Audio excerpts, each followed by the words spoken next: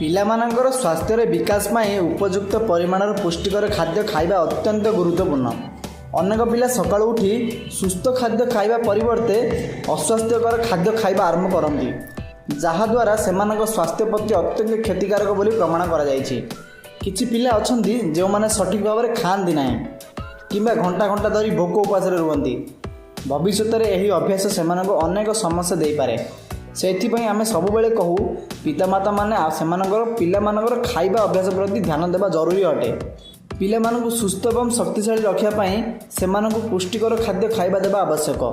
ଏଠାରେ ଆମେ ଏହିପରି 5ଟି ଖାଦ୍ୟ ସାମଗ୍ରୀ ବିଷୟରେ କହିବାକୁ ଯାଉଛୁ, ଯାହା ଖାଲି ପେଟରେ ପିଲାମାନଙ୍କୁ ଖାଇବାକୁ ଦିଆଯିବା ଉଚିତ। ତେବେ ଭିଡ଼ିଓଟି ଆରମ୍ଭ କରିବା ପୂର୍ବରୁ ଆପଣ ସମସ୍ତଙ୍କୁ ଗୋଟେ ରିକ୍ୱେଷ୍ଟ କରୁଛି, ଯଦି ଆପଣମାନେ ଆମ ଚ୍ୟାନେଲଟିକୁ ସବସ୍କ୍ରାଇବ୍ କରିନାହାନ୍ତି ତାହେଲେ ଏବେ ସବସ୍କ୍ରାଇବ୍ କରିନିଅନ୍ତୁ ଆଉ ପାଖରେ ଆସିଥିବା ବେଲ୍ ଆଇକନ୍ ବି କ୍ଲିକ୍ କରିନିଅନ୍ତୁ, ଯାହାଦ୍ୱାରା ଆମେ ଯେବେ ବି ନୂଆ ନୂଆ ଭିଡ଼ିଓ ଅପଲୋଡ଼ କରିବୁ ଆପଣମାନଙ୍କୁ ନୋଟିଫିକେସନ୍ ମିଳିବ। ତେବେ ସୂଚନା ଅନୁସାରେ ପ୍ରଥମ ଖାଦ୍ୟଟି ହେଉଛି ବାଦାମ। ବାଦାମ ଶରୀର ପାଇଁ ବହୁତ ଲାଭଦାୟକ ଅଟେ।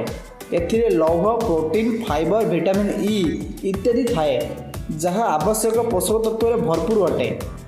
ବାଦାମ ଖାଇବା ଦ୍ୱାରା ପିଲାମାନଙ୍କର ସ୍ମୃତି ଶକ୍ତି ବଢ଼ିଥାଏ, ତାଙ୍କ ଶରୀର ମଧ୍ୟ ସୁସ୍ଥ ରହିଥାଏ। ଆଉ ଗୋଟିଏ କଥା ହେଉଛି ବାଦାମ ଖାଇବା ଦ୍ୱାରା ପିଲାମାନଙ୍କର ରୋଗ ପ୍ରତିରୋଧକ ଶକ୍ତି ବି ବଢ଼ିଥାଏ। ଦ୍ୱିତୀୟ ଖାଦ୍ୟଟି ହେଉଛି କଦଳୀ। କଦଳୀରେ କାର୍ବୋହାଇଡ୍ରେଟ୍, ଆଇରନ୍, ସୋଡ଼ିୟମ୍ ଏବଂ ଜିଙ୍କ୍ ଭରପୁର ରହିଥାଏ। ଯଦି ତୁମର ପିଲା ପତଳା ଅଛି ତେବେ ତୁମେ ତାଙ୍କୁ ପ୍ରତିଦିନ ସକାଳେ ଖାଲି ପେଟରେ କଦଳୀ ଖାଇବା ପାଇଁ ଦିଅ, କାରଣ ଖାଲି ପେଟରେ କଦଳୀ ଖାଇବା ଦ୍ୱାରା ତାଙ୍କ ଓଜନ ବଢ଼ିଥାଏ। ଏହା ବ୍ୟତୀତ ସେମାନଙ୍କର ହାଡ଼ ମଧ୍ୟ ଶକ୍ତିଶାଳୀ ହୁଏ ଏବଂ ରୋଗ ପ୍ରତିରୋଧକ ଶକ୍ତି ମଧ୍ୟ ବଢ଼ିଥାଏ। 3 ନମ୍ବର ଖାଦ୍ୟଟି ହେଉଛି ଗୁଜବେରୀ ଜାମ୍। ଗୁଜବେରୀ ଜାମ୍ ହେଉଛି ଅନେକ ଜରୁରୀ ପୋଷକ ତତ୍ତ୍ୱର ଭଣ୍ଡାର, ଯେମିତିକି ଆଇରନ୍, କ୍ୟାଲସିୟମ୍, ଭିଟାମିନ୍ ସି ଏବଂ ପୋଟାସିୟମ୍ ଏଥିରେ ପ୍ରଚୁର ପରିମାଣରେ ମିଳିଥାଏ। ପ୍ରତିଦିନ ସକାଳେ ଖାଲି ପେଟରେ ପିଲାମାନଙ୍କୁ ଗୁଜବେରୀ ଜାମ୍ ଖାଇବା ଦ୍ୱାରା ସେମାନଙ୍କର ଦୃଷ୍ଟିଶକ୍ତି ମଧ୍ୟ ଭଲ ରୁହେ। ଏହା ବ୍ୟତୀତ ତାଙ୍କ ପେଟ ମଧ୍ୟ ସୁସ୍ଥ ହୋଇଥାଏ।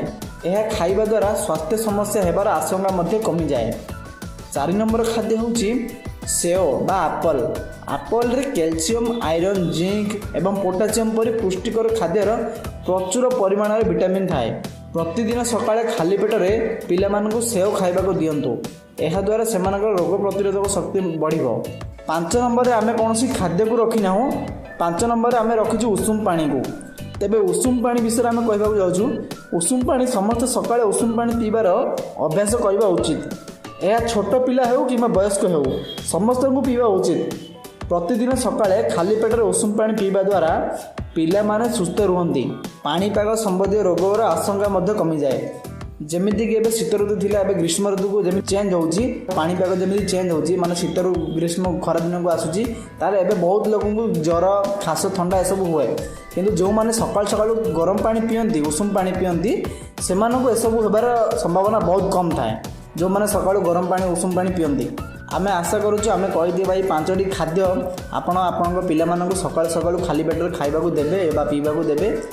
ଆପଣମାନଙ୍କୁ କହି ରଖୁଛୁ, ଯଦି ଏହି ଭିଡ଼ିଓଟିରେ ଆପଣମାନଙ୍କୁ କିଛି ଶିଖିବାକୁ ମିଳିଛି ତାହେଲେ ଏହି ଭିଡ଼ିଓଟି ଆପଣଙ୍କ ହ୍ୱାଟ୍ସଆପ୍ ମାଧ୍ୟମରେ ଆପଣଙ୍କ ସାଙ୍ଗମାନଙ୍କୁ କିମ୍ବା ପରିବାରଜନ ଲୋକଙ୍କୁ ବି ସେୟାର କରିପାରିବେ, ଯେଉଁଥିରେ ସେମାନଙ୍କୁ ବି ଲାଭ ହୋଇପାରିବ ଆଉ ସେମାନେ ନିଜ ନିଜ ପିଲାଙ୍କ ପ୍ରତି ଧ୍ୟାନ ଦେବେ।